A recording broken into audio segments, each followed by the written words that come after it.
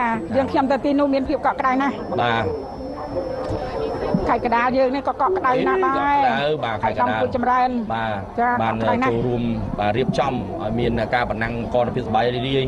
បាទរួមនឹងចូលរួមឧបត្ថម្ភថវិកានិងគ្រឿងឧបភោគបរិភោគជាច្រើនទៀតចានេះខ្ញុំចាំមើលបន្តិចសិនតើការផ្ដល់ព័ត៌មានមកឬមួយក៏មានការប្រែប្រួលយ៉ាងណានោះបើសិនជាតាមលំនាំ142ចាអញ្ចឹង140មិនទាន់មកទេបាទតារាអណ្ដែតសៀសែនជ័យរបស់អង្គញាអឹងសៀបាទឥឡូវនេះកំពុងចាញ់បងគេហើយលោកញ៉ាអើយតាអោកដែលចូលសែនជ័យបារមីកំពុងស្បូវរបស់លោកជំទាវបណ្ឌិតជាសេរីបាទមកមុខដាច់គេណាបាទទូកនេះមកពីកំពង់ធំណាបាទកំពង់ធំហេតុឋានល្អដាច់ប៉ិតតែម្ដងដាច់ប៉ិតបាទតាអោកដែលចូលសែនជ័យបារមីកំពុងស្បូវចាប់ពេលខ្លះដល់បងប្អូនហើយចាបងប្អូនចំណោះទូកពេលខ្លះហ្នឹងគាត់ប្រមូលផ្ដុំមកវឹកខាត់បានពេលខ្លីចាបានពេលខ្លីព្រោះថាចំណោះទូករបស់យើងដែលគាត់អ្នកលេងទូកគាត់ក៏មានមុខរបរប្រកបការងារអីអញ្ចឹងដែរប៉ុន្តែតែចាញ់កុំរកលេសថាមានបញ្ហាអត់ទេតែចាញ់ហើយបាទឥឡូវយើងឃើញហើយគឺទូកខ្សែទឹកខាងក្រៅបាទតាអោកដែលជួសែនជ័យបារមីកំពុងស្បូវកំពុងធំបានទទួលបានជ័យជំនះហើយលើតារាអណ្ដែតសៀសែនជ័យតែជ័យខ្មែរ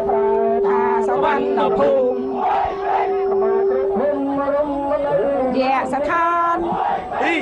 ទីមនិតជាសេរីបាទជើងទី1ទទួលបានជ័យជំនះបាទលើកដូរលើកខ្សែទឹកខាងក្នុងនៅតែឈ្នះដែរ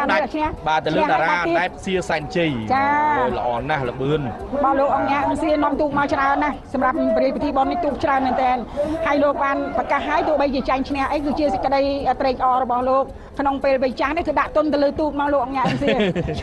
លោកស្រឡាញ់លោកថាលោកនឹងឲ្យតាមឧបត្ថម្ភដល់ទីបំផុតបាទព្រោះដោយសារថាយើងចូលរួមនៅក្នុងការអភិរក្សបាទកលាប្រពៃណីទូកងយើងនេះគឺល្អឯកណាស់បាទទូកហើយជាសិទ្ធទូកវែងរបស់យើងបាទច្រើនហើយអត់មានគេថាប្រភេទកីឡាប្រពៃណីណាដែលមានបាទគេចំណោះទូកក៏ដូចជាទូកច្រើនទេនៅលើផ្ទៃទឹកបាទដូចបរិជានៃចក្រកម្ពុជាហើយយើងក៏មានទូកវែងយើងទីមានជ័យចាខ្សែទឹកខាងក្នុងខ្សែទឹកខាងក្រៅតាអោកដែលចូលសែនជ័យបារមីកំពុងស្បូវរបស់លោកជំទាវបណ្ឌិតជាសេរីទូកពីរនេះសកម្មភាពស្រស់តកាដូចគ្នាប៉ុន្តែខ្សែទឹកខាងក្រៅហាក់ដូចជាមានប្រៀបជាងបន្តិចតួចគឺតាអោកដែលចូលសែនជ័យបារមីកំពុងស្បូវមកពីខាងវត្តកំពុងស្បូវឈប់ប្រាសាទសម្បូរកំពុងធំមានប្រៀបជាងហើយជាងខ្សែទឹកខាងក្នុងហើយរបស់អាដាមដិតទីណានិងរដ្ឋបាលខេត្តបន្ទាយមានជ័យកំពុងតែប្រកៀតប្រកិតគ្នាមែនទេឃើញណាខ្សែទឹកខាងក្រៅកំពុងស្រួយស្រាយយ៉ាងនេះអត់ទាន់ទេខាងក្នុងក៏កំពុងតាមដែរតាមទាន់ទេដល់ពេលនេះហើយបាទទាន់ទេប៉ុន្តែអត់ដល់ទីព្រត់មុនឬអត់ទេព្រោះតាមនៅប្រកៀតកាត់គ្នាតែអត់ទាន់ទេខ្សែទឹកខាងក្រៅតាអោកដែលចូលសែនជ័យបារមីកំពុងស្បូវទទួលបានជ័យជំនះ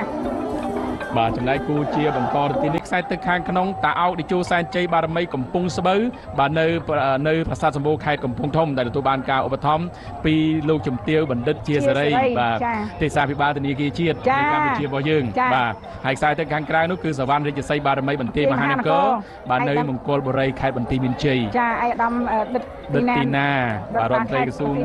កសិកម្មរុក្ខាប្រមាញ់និងនេសាទបាទលឿនដាច់ទៀតហើយលោកទាវបាទឈ្នះជាលើកទី2ទៀតហើយបាទលើកទី2តាអោកដែលចូលសែនជ័យបារមីកំពុងស្បូវរបស់លោកជំទាវបណ្ឌិតជាសេរីដាច់ទៀតហើយចាដាច់ប៉ាត់បាទឥឡូវនេះយើងឃើញថា146គូបានកន្លងផុតឥឡូវនេះកំពុងតែទម្លាក់បន្តមកទៀតហើយគូពិសេស147 148 149បន្តគណៈកម្មាធិការបកស្រុកទីរៀងសូមគោរពថ្លែងអំណរគុណយ៉ាងជ្រាលជ្រៅជូនចំពោះឯកឧត្តមនាយឧត្តមស្នេហ៍វង្សពិសេសសមាជិកគណៈអចិន្ត្រៃយ៍គណៈកម្មាធិការកណ្ដាលនិងជាប្រធានក្រុមការងារបកចុះមូលដ្ឋានស្រុកពីរាំង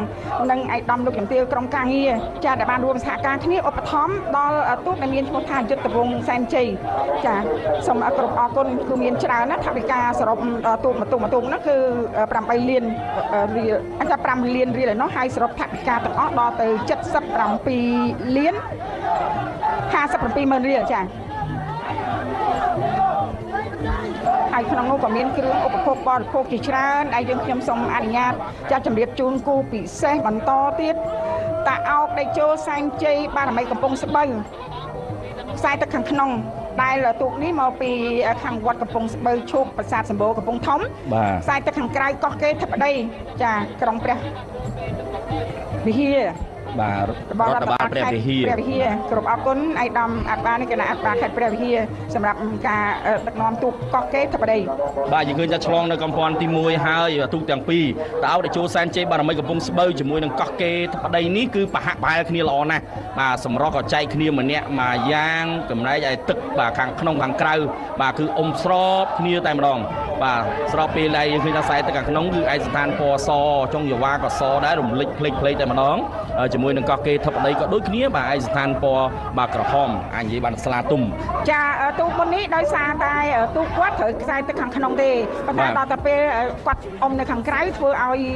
យើងជាអ្នកធ្វើអត្ថាធិប្បាយនេះពិបាកអាចជំរុញចាស់ប្រិមិត្តបន្តិចប៉ុន្តែយ៉ាងណាត្រូវតែតាមឲ្យទាន់ជម្រាបជូនឲ្យច្បាស់លាស់ពីការចាញ់ឈ្នះដល់ទីផងដែរចាឥឡូវនេះឃើញថាបដំប្រសងគ្នានៅឡើយទេមិនទាន់អាចថាបានសម្រាប់ទូកណាដែលដកទេកោះកេរដកបន្តិចបាទកោះកេរធិបតីបាទមិនអាចសន្និដ្ឋានបានថាជ័យជំនះទេព្រោះនៅដំណាក់កាលនេះនៅអាចចាក់យោងនៅកំពន់ទី2នេះបាទព្រោះថាអោតចូលសែនជ័យបារមីកំពង់ស្បូវរបស់លោកជំទាវបណ្ឌិតជាសេរីលោកជំទាវពីម្សិលមិញឈ្នះច្រើនចាឥឡូវថ្ងៃនេះមកប៉ះហើយប៉ះជាមួយកោះកេរធិបតីរបស់ខេត្តព្រះវិហារហ្នឹងមិនធម្មតាដែរចាក់ដៃគូគ្នាមកសិតតែជើងខ្លាំងហើយបាទនៅស្រាប់ថ្ងៃចុងក្រោយគាត់ទៅនៅខាងខ្សែទឹកខាងក្រៅដូចគ្នាបាទតែយ៉ាងណាគឺគាត់ថាបកាបកិតគ្នាអត់ប៉ះគ្នាទេអត់ប៉ះគ្នាទេធ្វើឲ្យការប៉ុណ្ណឹងនេះមើលទៅកាន់តែល្អមើលមួយយ៉ាងដែរភាពបកាបកិតបែបនេះខ្សែទឹកខាងក្រៅកោះកេរធិបតីខ្សែទឹកខាងក្រៅដកបន្តិចហើយបាទដករហូតបន្តិចហ្នឹងបាទល្អណាស់ល្បឿនគឺប្រហាក់ប្រហែលគ្នារហូតបាទបន្តិចហ្នឹងតលតែឈ្នះបាទសម្រាប់ការឈ្នះនៅក្នុងជើងទី1កោះសែនជ័យបារមីកំពង់ស្បូវរបស់លោកជំទាវបណ្ឌិតជាសេរីបដូរទៅនៅខ្សែទឹកខាងក្រៅវិញម្ដងខណៈពេលនេះកោះកេរធិបតីកាលពីជើងទី1ខ្សែទឹកខាងក្រៅឈ្នះម្ដងហើយឥឡូវបដូរនៅខ្សែទឹកខាងក្នុងហាក់ដូចជានាំមកទៀតបាទល្អមែនទែនបាទលឿនបាទរបស់រដ្ឋបាលខេត្តព្រះវិហារដូរខ្សែទឹកតែលទ្ធផលអត់មានការព្រួលប្រែទេបាទបើសិនបើនាំមុខអញ្ចឹងរហូតនេះចា